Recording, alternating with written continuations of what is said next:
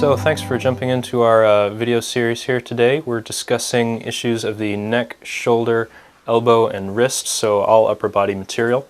In our first video today, we're going to be looking at basic anatomy of all of those four joints, different muscles involved, and some common health conditions that can occur in those locations, and how to understand what they might look like.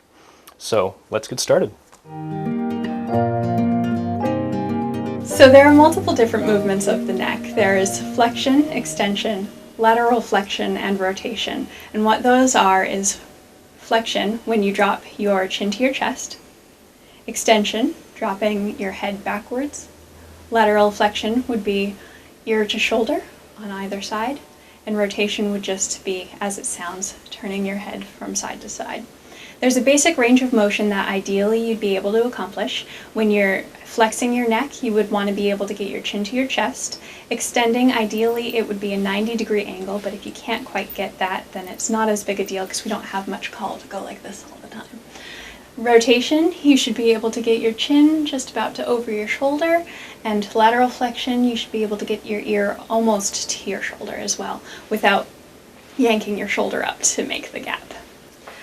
There are a lot of different muscles involved in the movement of the neck. There are some in the front, like the sternocleidomastoid, or SCM, which goes from the base of the skull all the way down to the collarbone or clavicle and the sternum. Just beside that, there are the scalenes, and these muscles support your neck when it's a little forward. In the back, there are some nice long muscles that run down from your back to the base of your skull, as well as some small ones that go from your very up high vertebrae to the base of your skull, and these are big headache causers. When they're strained, they do little motions like just nod the head up and down, just starting the motion. So we're talking about two different conditions that are common for neck problems. The first is headaches, which is very common for everyone. Typically, tension headaches are caused by tightening of some of the small muscles that Nicole spoke about earlier.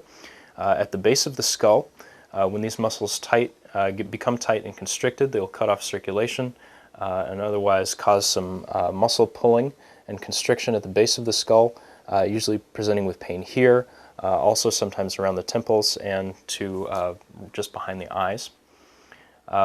Similar to that is migraines. Migraines have a variety of causes, some of which are not entirely well understood. And migraines, if they are musculoskeletal in nature, usually also caused by some constriction of the same musculature, but will also have a blood vessel component, a vascular component to them, where blood flow to certain areas of the skull and brain become diminished or excessive, and also a neurological component to them, where you'll have abnormal or inappropriate firing of certain sections of the brain, which can present with auras, sensitivity to smells or sounds, and other sorts of nervous system involvement. Treatment for a lot of these things involves working with the musculature, again around the base of the skull and also along the side of the neck. These muscles are the common offenders for this kind of problem. The second problem that we're looking at is called radiculopathy. Radiculopathy is when the vertebrae in the neck, the cervical spine, begin to compress and pinch the nerves that go out from the spaces between the vertebrae. When that happens, you tend to get pain, numbness, and other kinds of shooting sensations into the shoulder, into the elbow, even down into the wrist and fingers. This kind of pain can be very debilitating, and its treatment, if it's treated at the limbs, at the site of the problem, usually does not resolve because the problem is constriction at the neck. So if you're having this kind of radiating pain or numbness into the fingers, sometimes it is because of a local problem at the site of the joint, but other times it is traced back to other areas, which is why we have to look at all the different joints that we're looking at today, from the neck, shoulder, and down into the extremities. Moving down from the neck to the shoulder, we come across a very complex joint that is capable of a wide range of motion. It flexes and extends like the neck. It abducts, which is coming away from the body, adducts, the shoulder blade or scapula will depress, which is come down, elevate, come up. There's circumduction, which is making a full circle with your arm. You should be able to get a very wide range of motion with this. In abduction, you should be able to come all the way up. And again, this is not yanking your shoulder up and coming here, but keeping the shoulder blade down and bringing the arm up. Again, forward, you should be able to do the same thing. Some people can do the same back, but again, not quite as critical. You should be able to get to about a 90-degree angle and make a full circle with your arm. Lots of different muscles affect the shoulder and work on the shoulder. So the most common muscles you hear about in the shoulder are the rotator cuff, which is actually a group of 4 muscles rather than one large structure. If you find the scapula, it is going to have the supraspinatus, which runs along the top, the infraspinatus, which is right on the bottom. You'll find a bony part of the scapula, and those on the top, on the bottom, are the beginnings of 2 of the muscles of the rotator cuff. If you find the edge of it, you'll find teres minor, which is the 3rd muscle, and actually on the inside of the scapula there is subscapularis, and all these muscles come out and attach on the humerus or arm bone, which allows your shoulder to rotate and to elevate. Also in the back, some of the big ones are going to be the trapezius, or traps as most people have heard of them. They actually make a large triangle from the lower thoracic or mid-back vertebrae all the way up to the base of the skull, and they come forming a triangle to the tip of the shoulder here, allowing the shoulder blade to depress, elevate, and even pull together. Some of the other muscles that help the shoulder blades pull together are the rhomboids, which come from a little higher up on the spine and attach just to the border of the scapula. So for problems of the shoulder, perhaps the most common is the dreaded rotator cuff tear. As Nicole mentioned, that the rotator cuff is actually made up of 4 different muscles, and if any one of them, the tendons of any one of them can begin to tear or rupture, which is why rotator cuff tears can present in different ways. The most common of the offending muscles is the supraspinatus, which again is the muscle on the top of the shoulder blade that comes across and down into the arm bone. The tendon which wraps over the joint as that begins to tear or fray will present with pain as you abduct the arm in this direction. Usually when you get to about here, you'll start to see people compensate by lifting the shoulder rather than actually continuing with the arm. Rotator cuff tears can be treated. Typically surgery is recommended. If people have a tear that is minor, that's not completely torn, very mildly torn, you can work it with PT. Acupuncture will also help, and massage therapy can help as well.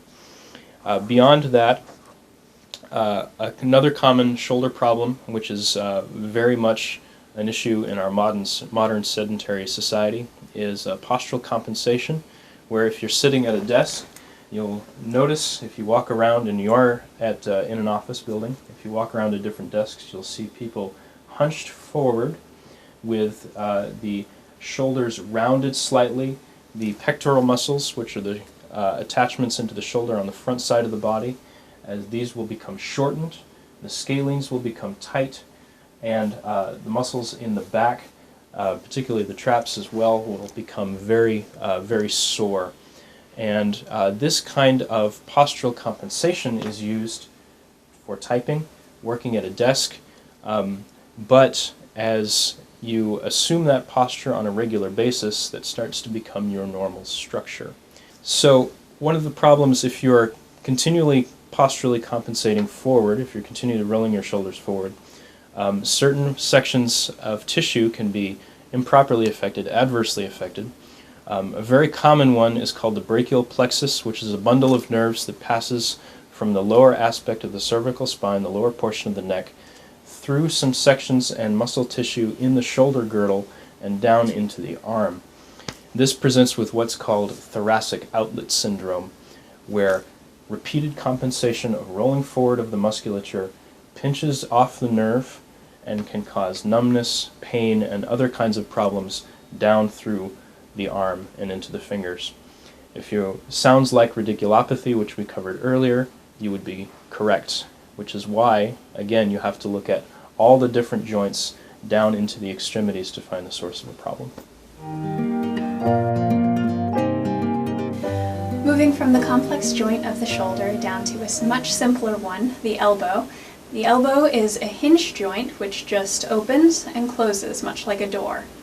Moving from the elbow down to the wrist, you get a wider range of motion with flexion, extension, and hyperextension, adduction, abduction, and supination, which is turning your palm up like you're cupping it for soup, and pronation, like you're pouring the soup out, just turning it over and dumping it.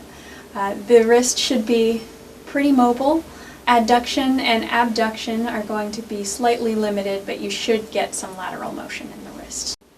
So for problems for the elbow and the wrist, the elbow doesn't have a lot of problems involved with it because it is a very simple joint. The most common is epicondylitis. It's more commonly known as, or layman's terms are, tennis elbow or golfer's elbow. Epicondylitis is when the ligaments in deep within the elbow become inflamed and otherwise constricted, typically through repetitive action, repetitive postures, or muscle strain through activity that are done improperly. Tennis elbow is lateral epicondylitis. It's on the outside here, typically from improper backhands. And golfer's elbow, which is medial epicondylitis, is on this side, typically from the swing and on the inside here. Epicondylitis can be stubborn to treat. Typically, if you can identify the motions or situations that aggravate the pain and alleviate those posturally, you find a significant degree of improvement and the chance for greater recovery from whatever other therapies you are trying. Moving down to the wrist, a very common problem is carpal tunnel syndrome. This is from a narrowing of the tendon sheaths that span from one side of the wrist to the other. Underneath this sheath passes the median nerve, which innervates and gives sensation to the thumb, the first two fingers, and part of the ring finger. So commonly people will classify any wrist pain or any finger pain as carpal tunnel syndrome. That's really not correct. Only pain and numbness in the first three fingers, the thumb and the first two, and part of the ring finger present as carpal tunnel syndrome. So again, that's a narrowing of the sheath in the wrist. Working to massage and stretch this sheath can provide relief. There are also more conventional treatment options like surgery as well, and treatment options that we can briefly discuss, acupuncture and massage, which I mentioned. Along with that is repetitive strain injury, or RSI. Carpal tunnel syndrome is really sort of a form of this. Repetitive strain is usually from repeated small movements of the fingers, typically found in musicians, people who type at keyboards a lot, other very small fine detail workers. If they're doing repeated motion over and over again, when you get tightness and constriction in the small muscles in the palm of the hand, you can get pain and typically achy pain into the fingers. Over the long term, this can progress to arthritis, but in the short term is usually just muscle strain. So thanks for watching our video on the overview of the anatomy of neck, shoulder, elbow, and wrist, and also the common problems that are typical to occur. We did not cover every problem exhaustively, or all the anatomy exhaustively. Certainly for those, you can consult with your healthcare provider, or you can attend one of our live webinars. But we appreciate that this will give you, and hoping that this will give you a good overview. And from here, we're going to move into some stretching and some other basic joint mobility exercises.